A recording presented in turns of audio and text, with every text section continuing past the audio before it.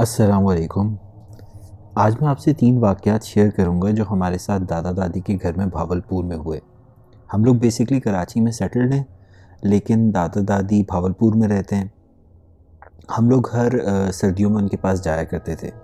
बचपन का तो मुझे बहुत याद नहीं, लेकिन मैं आपको ये उस वक़्त की बात बता रहा हूँ जब मैं 12 साल का था। मेरी छोटी बहन लगभग 10 साल की थी।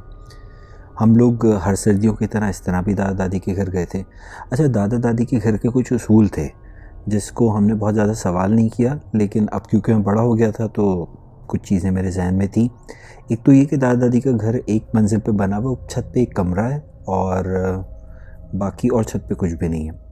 और उनके घर के बाहर सहन में एक नीम का दरख्त है बीच में लगा हुआ, और उसके बराबर में 2 कमरे हैं। वो कमरे गेस्ट रूम के तौर पे यूज़ होते थे। जब भी हम जाते थे तो हम उधर ही रहते थे। इस दफ़ा भी मैं और मेरी बहन हम लोग एक रूम में थे और अम्मी अब्बू जो है वो बराबर वाले रूम में थे। अच्छा, उन रूम के साथ अटैच बाथरूम नहीं है, तो हमें रात को अगर जाना पड़ता था, थोड़ा डर भी लगता था, तो हम अम्मी अब्बू में से किसी को उठा के और उनके साथ फिर दादी के घर जाके वहाँ वॉशरूम यूज़ कर लेते थे। तो अच्छा, जो उसूल की बात मैं कर रहा था, एक चीज़ ये थी कि हमें छत पे जाना अलाउ नहीं था और हरगिज़ उस कमरे में जाना अलाउ नहीं था। दूसरी चीज़, हम लोग मगरिब के बाद या तो दादी के घर में रह सकते थे या फिर गेस्ट रूम से बाहर ना सहन में जाना भी मना था।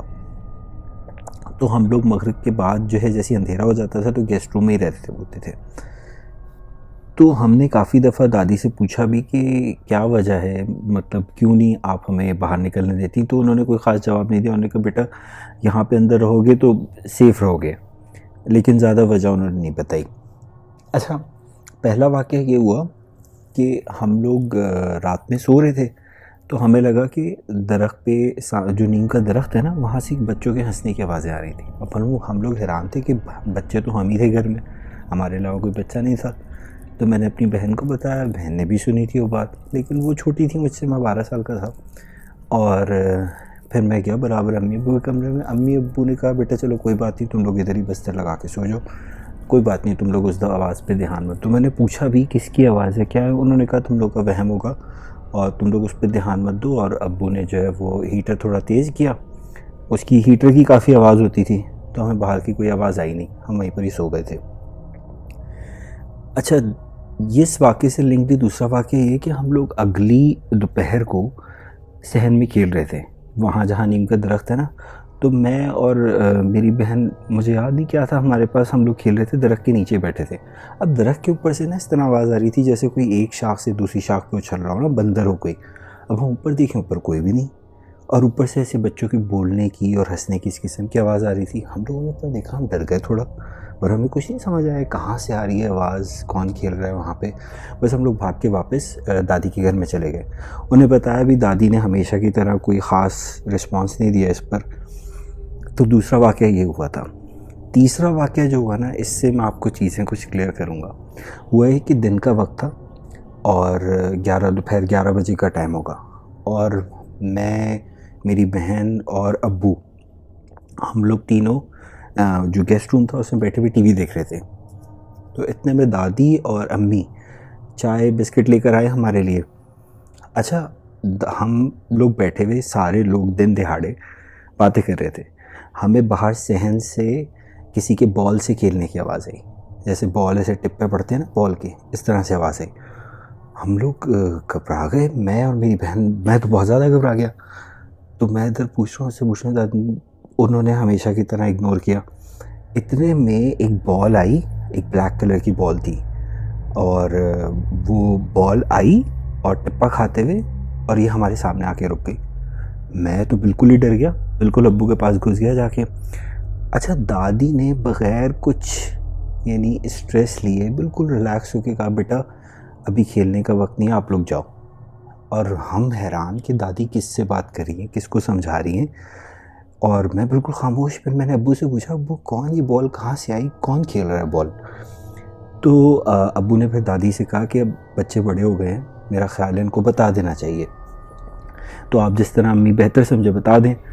तो दादी ने फिर हमें बताया कि देखो बेटा, जिस तरह अल्लाह ताला ने इंसान को बनाया है, इस तरह अल्लाह ताला ने बहुत सारी मखलूक़ात और बनाई हैं जिनको आप देख नहीं सकते। इसी तरह एक मखलूक हमारे घर में भी रहती है, एक औरत रहती है और इसके 4 बच्चे भी हैं यहाँ पे।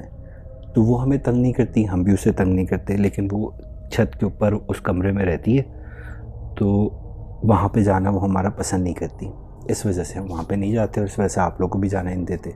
उसके बच्चे अक्सर रात में यहाँ पर ही खेलते हैं या होते हैं, इसी वजह से आपको नहीं बताया था कि आप लोग डर जाओगे, और उसको नहीं पसंद कि आप किसी तरह ना उनके साथ खेलो या जब वहाँ पे मौजूद हो तो आप लोग जाओ, इस वजह से आपको मना करते हैं।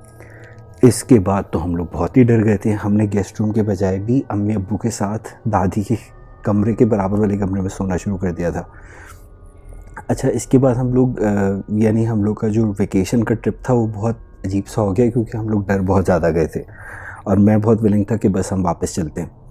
तो इसके बाद ये हुआ कि लास्ट जो इवेंट था ना वो थोड़ा ज़्यादा ख़तरनाक था।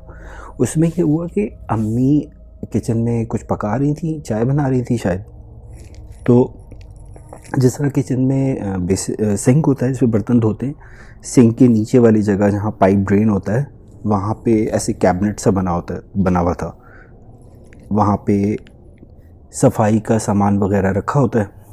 तो अम्मी बताती हैं कि मैं किचन में काम कर रही थी, मैंने देखा तुम दोनों आई, यानी मैं और मेरी बहन, और मेरे सामने से आके बेसिन के नीचे कैबिनेट खोल के उसके अंदर गए और कैबिनेट बंद कर लिया। मैं देख रही हूँ कि एक तो वो गंदी जगह, वहाँ पे जाके बैठ गए। मैं रोकती रही तुम लोगों को और तुम लोगों ने सुनी नहीं मेरी बात और अंदर चले गए। फिर अम्मी जैसी गई और उन्होंने कैबिनेट खोल के देखा, अंदर कोई भी नहीं था। अम्मी वापस आई और ये तकरीबन अर्ली सुबह की बात थी, मेरे ख्याल से 8-9 बजे, और हम लोग तो सो रहे थे, मैं और मेरी बहन। अच्छा, अम्मी इसके बाद काफ़ी घबरा गई ना, और इसके बाद फिर अम्मी को बुखार वगैरह भी चढ़ गया। तो अब्बू ने ट्रिप हमारा कट शॉर्ट किया और हम लोग वापस कराची आ गए। तो अब मैं काफ़ी बड़ा हो गया हूँ माशाल्लाह, मैं 27 साल का हूँ।